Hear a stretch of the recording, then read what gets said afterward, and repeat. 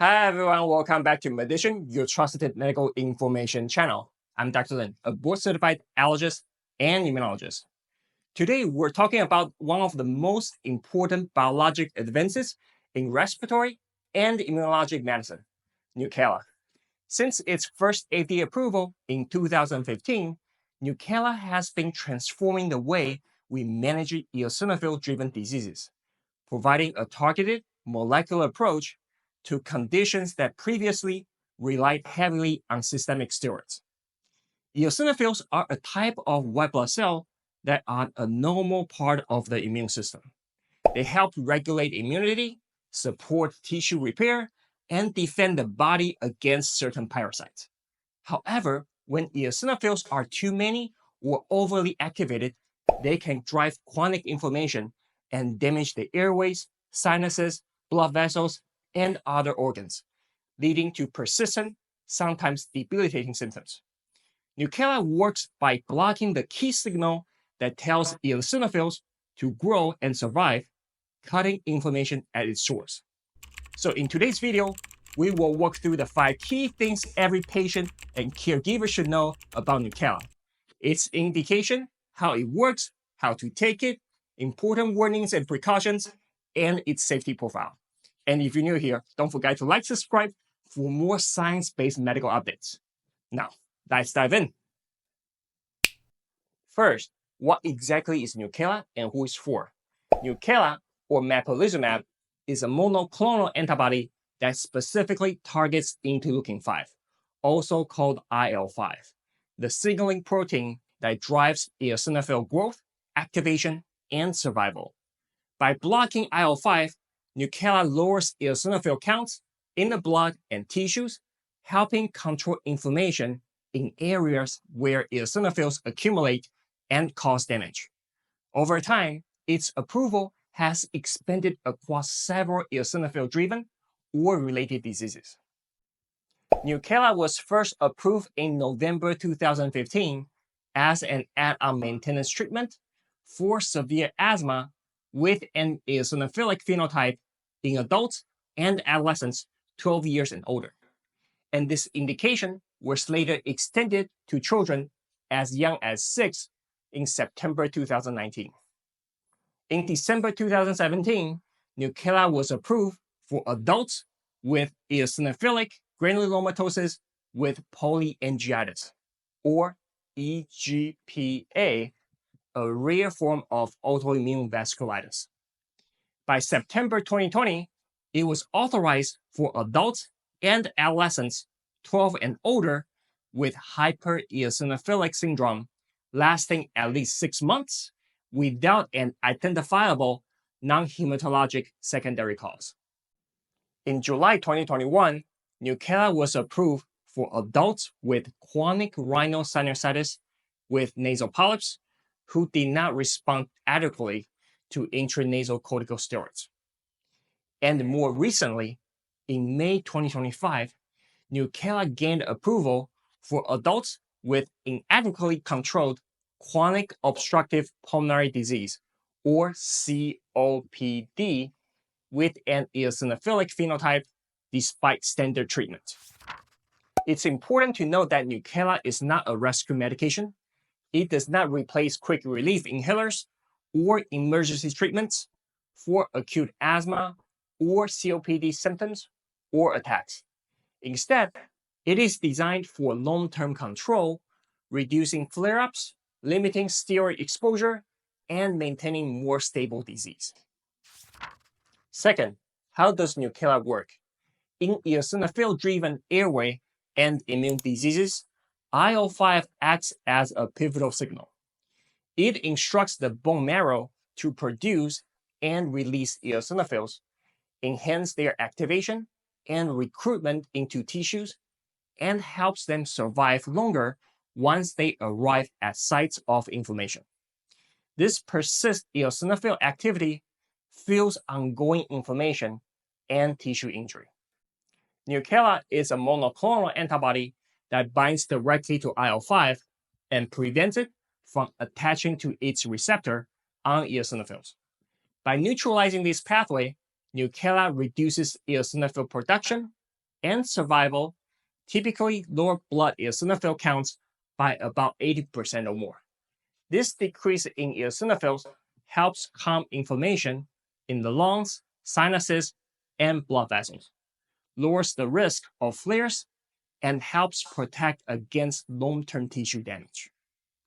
In short, Nucala targets a key driver of eosinophilic inflammation, providing precise immune modulation rather than broad immune suppression. Third, let's talk about how Nucala is taken. Nucala is given as a subcutaneous injection once every 4 weeks at a fixed dose that does not depend on weight, but the specific dose varies by condition and age. For severe eosinophilic asthma, adults and adolescents 12 years and older receive 100 milligrams every 4 weeks, while children 6 to 11 years of age receive 40 milligrams every 4 weeks.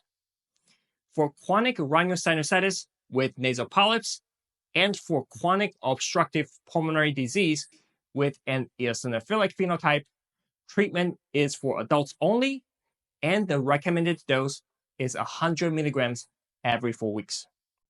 For adults with eosinophilic granulomatosis with polyangiitis or hypereosinophilic syndrome, the approved regimen is 300 milligrams every 4 weeks, given as 3 separate 100 milligram injections administered at least 2 inches apart. Adolescents 12 to 17 years of age with hypereosinophilic syndrome use the same 300 milligram schedule. Nucala may be administered by a healthcare professional or at home using pre-filled syringes or auto-injectors after proper training. Pre-filled auto-injectors and syringes are available for patients 12 years and older. Children 6 to 11 use a pre-filled syringe that should be administered by a healthcare provider or a caregiver. Injection can be given in the thigh or abdomen or in the upper arm if a caregiver is administering the dose. Injections should not be given into skin that is red, bruised, tender, or hardened, and abdominal injections should be placed at least 2 inches away from the belly button. Before starting home administration, patients and caregivers should carefully review the instruction for use and receive training from their healthcare team. If a dose is missed, inject a dose as soon as possible. Then resume dosing on regular monthly schedule. If you only notice the missed dose when your next injection is due, simply take the next scheduled dose as planned. Fourth, let's review the warnings and precautions for Nucala. Serious allergic reactions, including anaphylaxis, swelling, trouble breathing, low blood pressure with fainting or lightheadedness, and hives or other rashes, have been reported after Nucala administration. These reactions can occur within hours, but may also be delayed for several days. If any signs of a severe reaction develop, Nucala should be stopped and urgent medical care sought right away. Oral, injectable, or inhaled corticosteroids should not be stopped suddenly when Nucala is started. Any steroid dose reduction must be gradual and supervised by a physician to avoid withdrawal symptoms or worsening of the underlying disease previously controlled by steroids. Herpes zoster or shingles have been seen in some people receiving Nucala. When appropriate, vaccination against shingles can be considered before beginning treatment. Because eosinophils may contribute to defense against certain parasites, it is not fully known how Nucala might affect the body's ability to handle parasitic infections. Patients should be treated for any existing parasitic infection before starting Nucala. If a parasitic infection occurs during therapy and does not respond to standard treatment, Nucala should be temporarily held until the infection has resolved. And finally, let's talk about the side effects and overall safety of Nucala. Across multiple clinical studies, Nucala has generally been well tolerated. In adults and adolescents with severe asthma, the most common side effects included headache, injection site reactions, back pain, and fatigue. Some patients also reported respiratory or urinary tract infections, abdominal pain, itchiness, eczema, or muscle spasms. In clinical trials, the rates of these events were only slightly higher than in the placebo group, and most were mild or moderate. The safety profile in children 6 to 11 years of age was similar to that seen in older patients.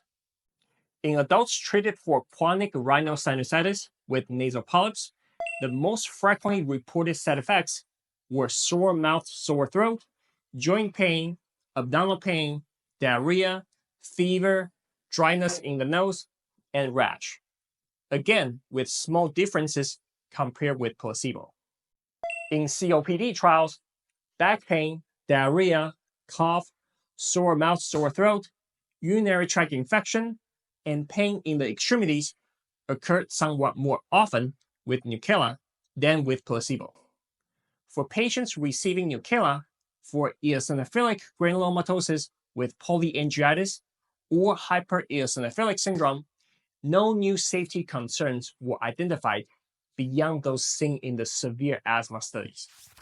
Overall, Nucala has shown a favorable and reassuring safety profile through nearly a decade of use and extensive clinical experience.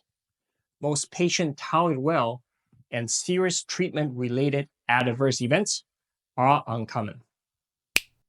And there you have it, 5 key things to know about Nucala, one of the most impactful biologic therapies in diseases marked by eosinophils.